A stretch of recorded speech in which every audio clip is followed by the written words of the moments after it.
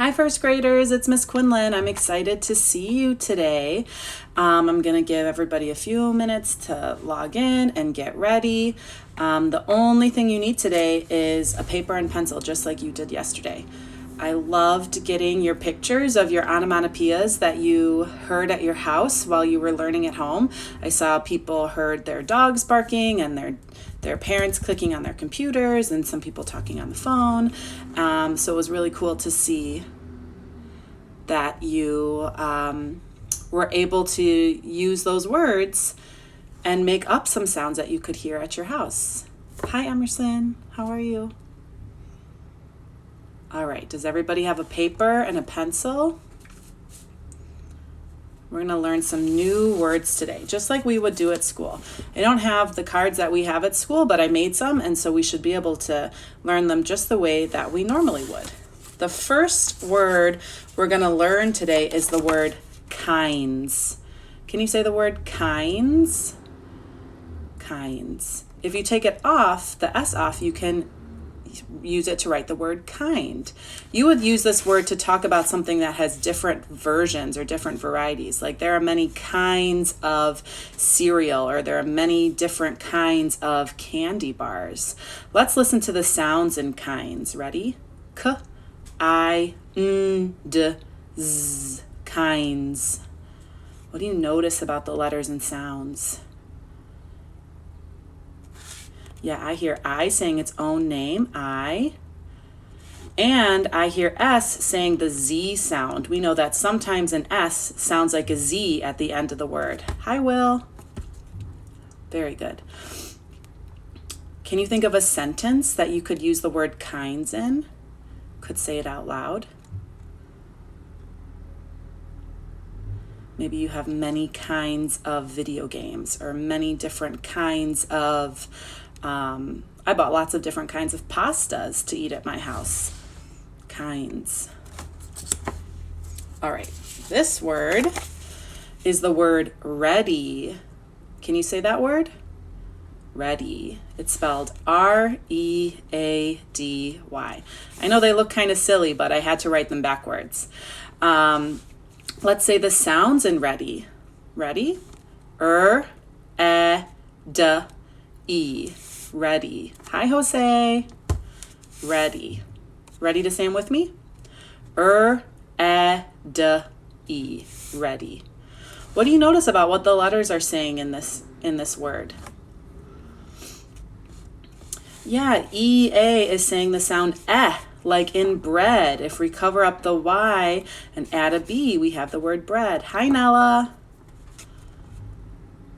And if you cover up the Y, you have the word read. Like yesterday, I read Harry Potter. Very good. Can you use ready in a sentence? What are you ready to do today? I am ready to... What am I ready to do today? Oh, I am getting ready to bake a cake for my neighbor. It's her birthday today. What are you ready to do? Ready. Okay. This is the word almost. Can you say that word? Almost. Very good. It's spelled A-L-M-O-S-T.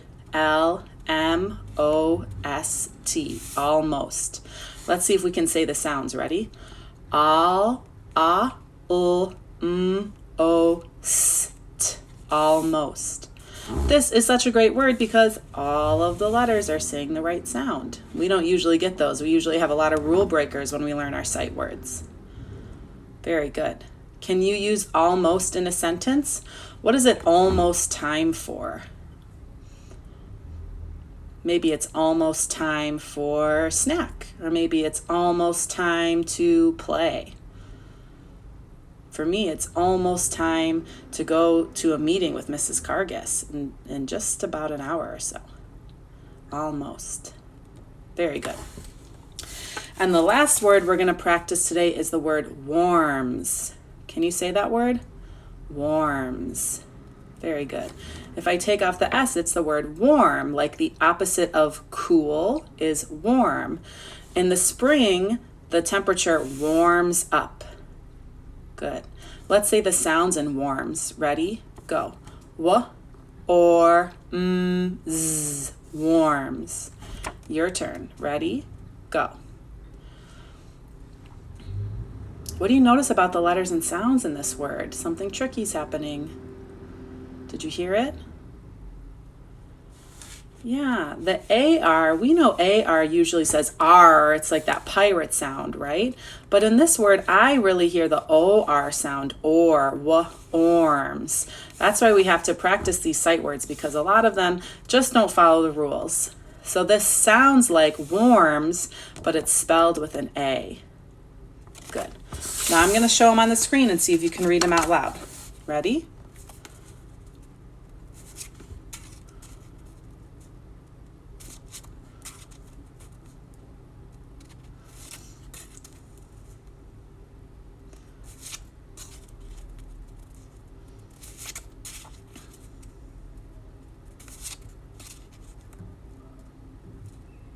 Nice job. Give yourself a pat on the back. Hi, Maggie. How are you? All right. Now it's time to practice some words with O, and OU, and EW like we learned yesterday. So if you have your paper or your whiteboard, it's time to get it out, okay? So yesterday we learned that there are lots of vowel patterns that make that sound ooh, like ooh la la. Can you say that sound? Ooh, yes, very good. And one of the patterns that we practiced was O-O. O-O. Right? O-O makes the sound ooh, like in the word moon. Moon has that O-O sound. Let's try to write some words that have ooh, O-O in them. Let's try the word pool. I cannot wait until we get to swim in a pool. Let's stretch it. Ready? Go. P-oo-ul. Pool. Your turn. Can you stretch it? Very good. Try to write it.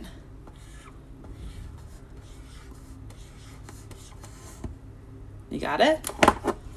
Is this what you have? Nice job. P-O-O-L. Give yourself a check mark if you got it right. Excellent. Let's try another one. Change your word pool.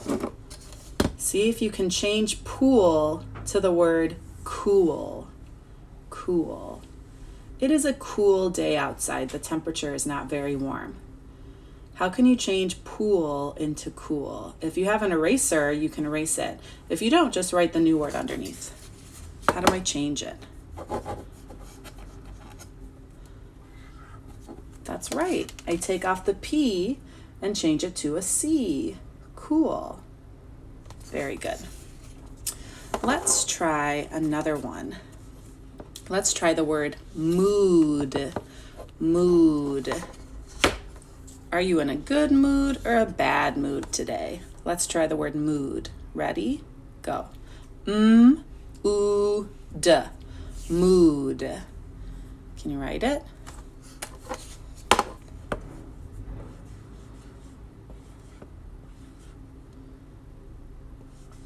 Mood. Ready? Mood, M-O-O-D. Did you get it? Nice job. Give yourself a check if you got those right. Excellent.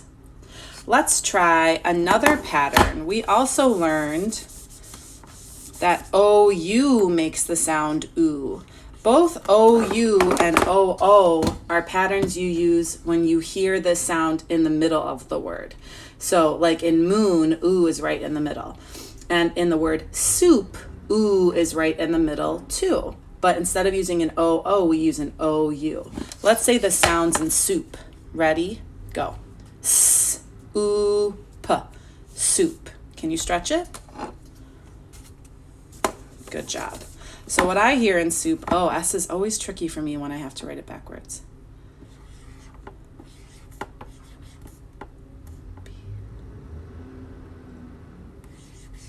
I had to really think about that word.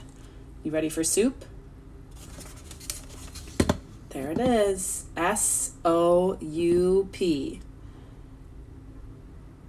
Did you get it? Nice job. Let's try another one. Let's try the word, oh, this is one that does have ooh at the end with this sound. It's the word you. We've used this word all the time. It's been on our word wall. Let's stretch the sounds in you. Ready? Go. Ya, ooh, you. Spelled with a O-U. You remember it from the word wall? Got it? It's Y-O-U. You. Very good. And the last pattern that we learned yesterday was the pattern we normally use, well, not normally, but a lot of times use at the end of a word when you hear ooh, and it's E-W. Ooh. Like in the word new. EW makes the sound ooh, and most of the time we use it when we hear that sound at the end. Like in the word drew. Like yesterday, I drew a picture with Mo Willems. Can you stretch the word drew? Ready? Go. Ooh, drew. Can you write it?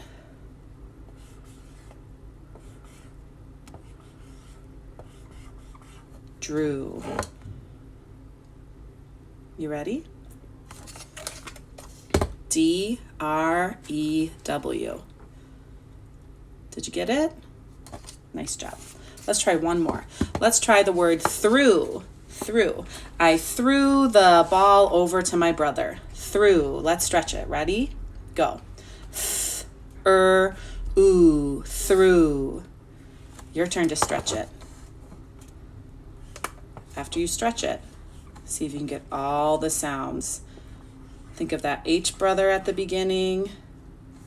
Through. Through. Okay, you ready? T-H-R-E-W. Nice job. Okay, let's practice writing a sentence, our favorite time of the day. Ready?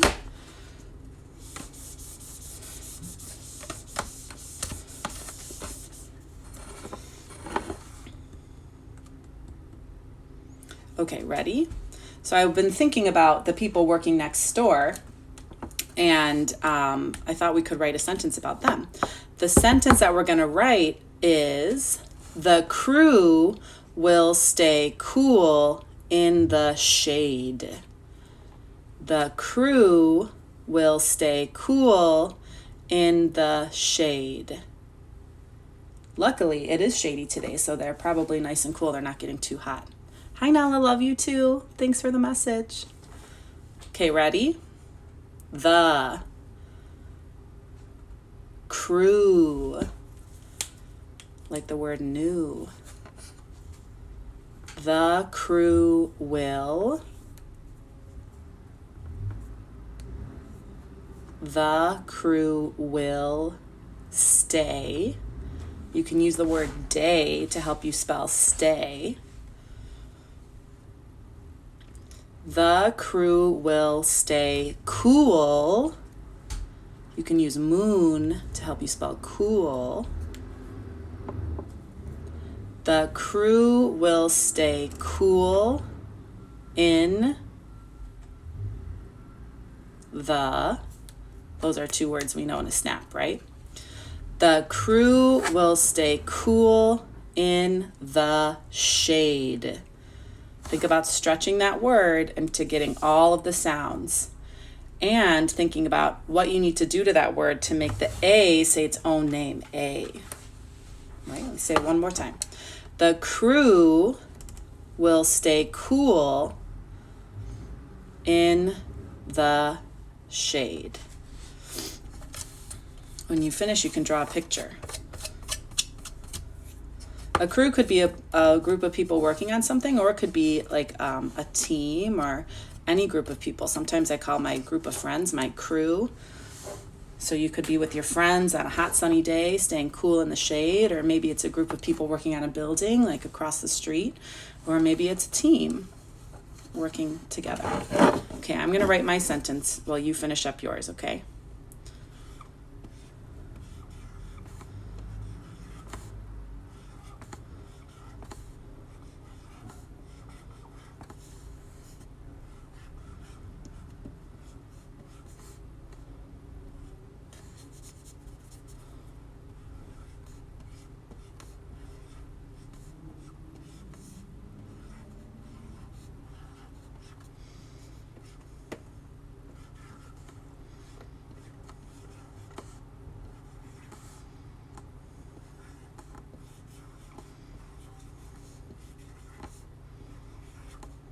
Okay, are you ready to see it? Make sure you have a capital and a period. Okay, remember, I'm writing my words backwards, so if something is backwards, it's okay, and I'll just try to fix it real quick. Okay, are you ready? Okay. See if your sentence looks like my sentence. Do you have a capital T in your word the? T-H-E? Did you spell crew like the word new? C-R-E-W? How about the word will? We all know that one, right? W-I-L-L, will. Stay is spelled S-T-A-Y, and we know A-Y from the word day at the end. Cool has those double O's in it, C-O-O-L.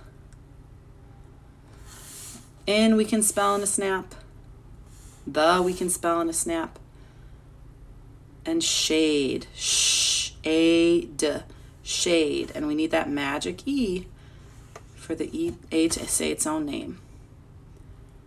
Nice job. I can tell that you guys did really good on that sentence. Okay, so next for social studies, yesterday we read a book about a little boy who walks all around a neighborhood and sees a whole bunch of different things and hears a whole bunch of different things. And his neighborhood looks a lot like our neighborhood. In fact, it's probably takes place somewhere in our city, because the biggest clue we saw was that he saw the L train, and we have the L train at our city.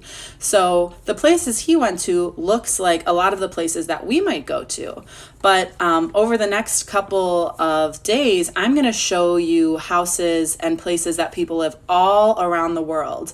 And they might look a lot different than your house, or they might just look a little different than your house. But we're going to talk about some things that are really important for all houses to have. And they might look the same in all of these houses, but some people find ways to make this list to keep their house a safe place to be, but they might do it very differently than us. So we're going to learn about what makes a home safe. So let's see if I did this right. Oh, I think I got most of them. Okay, so these are some things that make a safe home for kids and adults and pets to live in. So first thing we're going to talk about is protection. What do you think I mean by protection? How would a house protect you? Protect means to keep safe. So you might have heard on the news something called personal protection equipment. That's all the things that doctors and nurses are wearing to protect themselves from getting sick. So they cover themselves with masks and gloves to make sure that they don't get sick. So that's how they're protecting themselves from getting sick. What does a house protect you from? Think about it for a minute. Maybe say it out loud or draw some things on your paper. What does a house protect you from?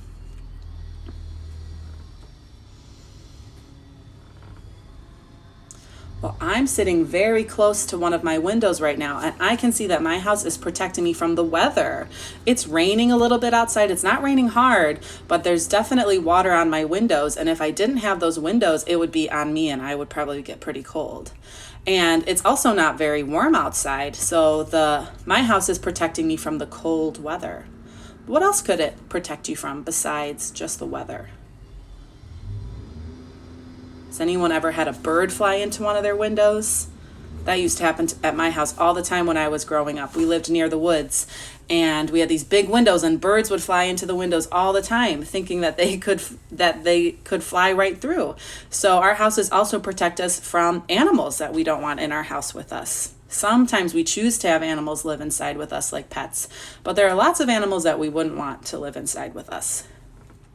So they protects us from the weather and temperatures and animals. And houses also protect us from other people. There are lots of people that we want to invite into our house when we're all able to be safe and healthy. But there's a lot of people that we wouldn't want to invite into our house, people that we don't know. So houses are very important because they protect us. So I'm going to show you some pictures of houses all around the world. And I want you to think about, how is this house protecting that family? Okay, this is a family that lives up near the North Pole. Can you see the kind of house that they're building? Whoa. That's pretty cool, huh? We're going to talk more about that one later. That house looks very different than my house. I don't know about you. How about this house here? Look what these boys are doing. That house looks a little different than mine. But some things are the same. Like I have a faucet that looks kind of just like that. These boys live in a place called Vietnam. How about this house? Look at that boy's kitchen. Does it look like yours? Yeah, it looks like mine too. Here's his bathroom. This little boy lives in a place called South Africa. How about this little boy? This family. Yeah, it looks like he's got a light switch and a door. This boy lives in Brazil.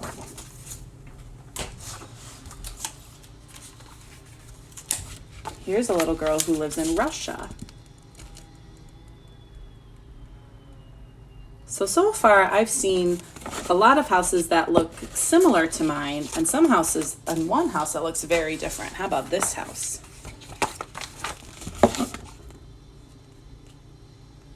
This one looks very different than my house. And this one here too. These kids live in a place called the Sahara Desert. We're going to learn more about them today too. But let's go back to this book here. This book is called Frozen Land, and it's about a family, an Inuit family that lives way up north near Hudson Bay, and they make igloos to keep themselves warm and to protect themselves in the place that they live. So I'm going to read a little bit about this to you today. Okay, this is a really long book with lots of words, so I'm just going to read parts of it for you. I'll show you the cover while I'm reading.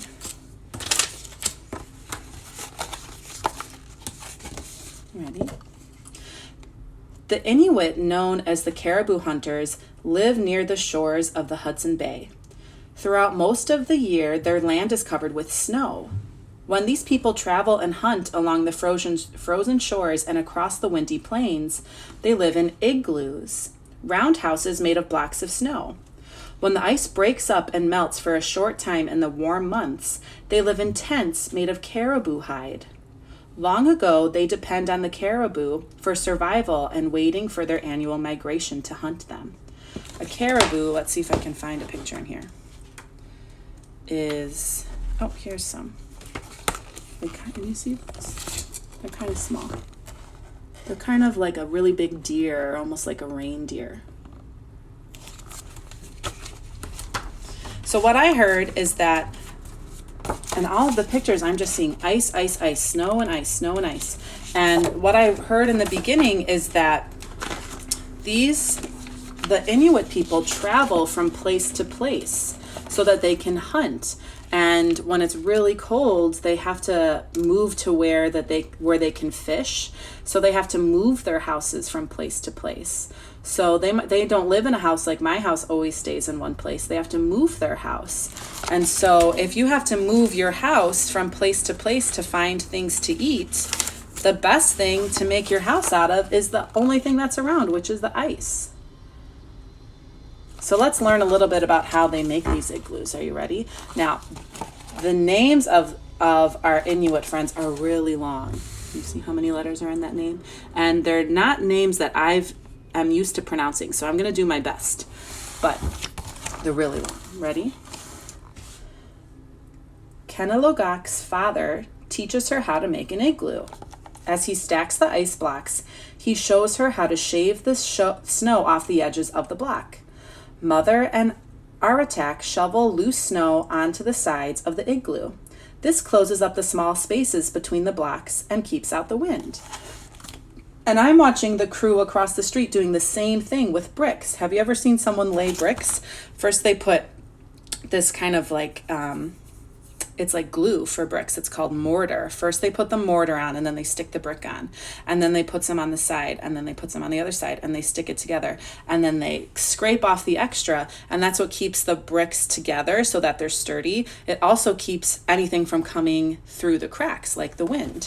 So this family is not using mortar, they're using snow to do the same thing, connecting the bricks. While Father continues to stack the blocks, Mother builds a small entry room for the igloo. She cuts blocks out of the floor area to use for the walls. In the entry room, a fire can be lit, and the smoke can escape through a small hole she will cut in the ceiling. Wow, did you know that you could light a fire inside an igloo? It must be so cold there that even the fire won't melt the igloo. That's what it looks like on the inside. Isn't that cool? And here's the fire. You see the fire?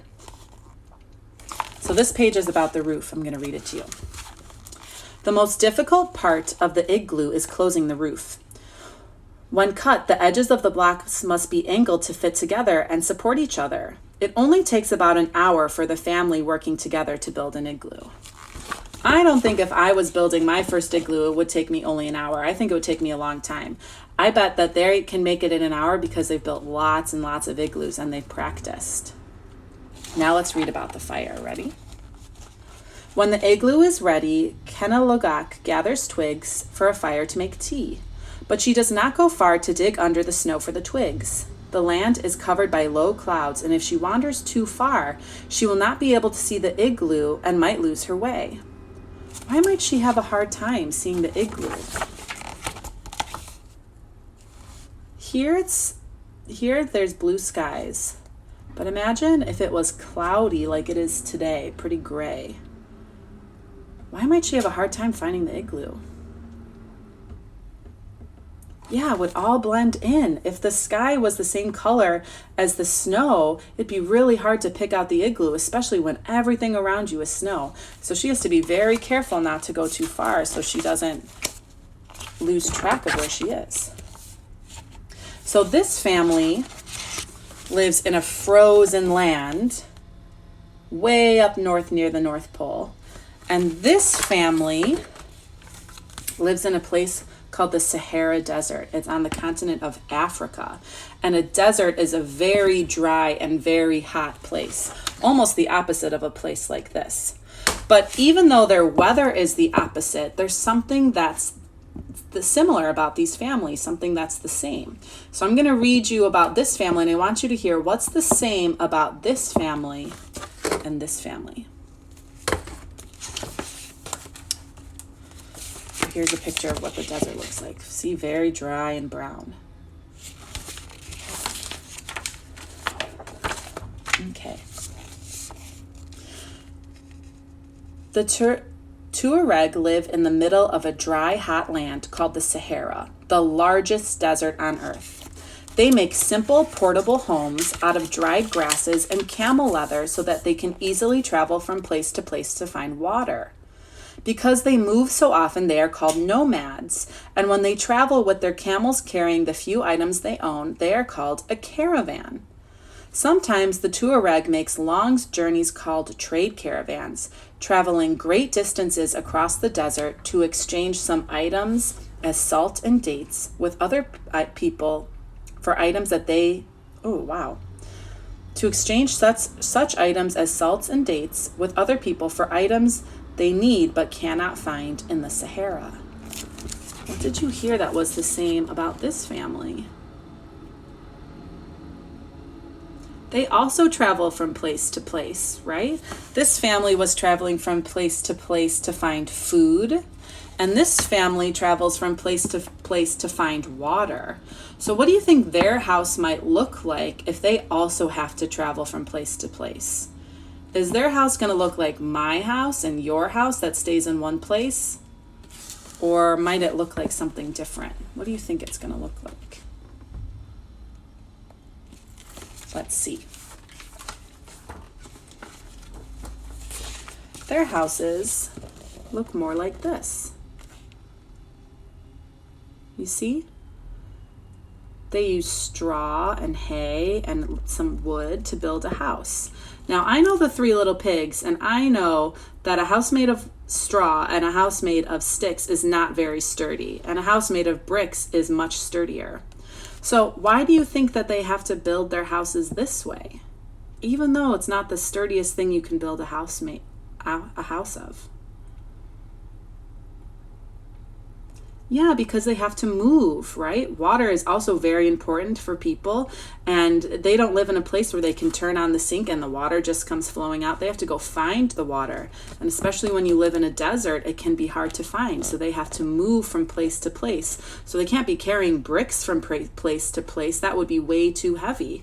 They have to use what they find and wherever their next home is. So they use materials that they can find to build a house. Pretty cool, huh? So these are two houses that do the same thing that our house has done. They protect people from the weather, and they protect people from things on the outside coming inside, like they have a door here, right? But their houses look different than ours because of the weather and the place that they live. Their houses have to be portable. Can you say portable? They have to be able to move from place to place, or you have to be able to leave them behind and be able to build a new house wherever you go. Okay, so today I want you to draw a house that you can move from place to place. What would you build your house out of if you had to move it from place to place? Think about what you would be able to carry with you, or what you would be able to build it out of once you got there. And I want you to see if you can draw a picture and use sentences and labels to show me what your house would look like if you had to move it from place to place wherever you went. Okay? And when you're all done, you can take a picture and send it to me. Okay? You guys did an awesome job today. It was so good to see you. Thank you so much for everybody who watched us live today. It was so good to see you, and I loved reading all your messages while I was teaching. Okay? Be bucket fillers today, and I'll see you soon. Bye.